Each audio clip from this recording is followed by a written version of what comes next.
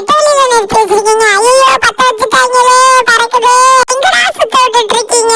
ஒரு ப்ரோக்ராம் உருப்படியா பண்றீங்களாடா? எங்கெங்கயோ போறனே, பயமா இருக்குது, இறக்கி விடுங்க. ஐயோ பூமியை விட்டு வெளியில போயிட்டேன், யாராவது காப்பாத்துங்க. ஒரு ப்ரோக்ராம கூட ஒழுங்கா பண்ணல, இப்படி தலைகீழா சுத்த விட்டுட்டாங்களே, காப்பாத்துங்கடா. பூமியை விட்டு வெளியே போக வச்சுட்டீங்களேடா, என்னடா பண்ணுவீங்க?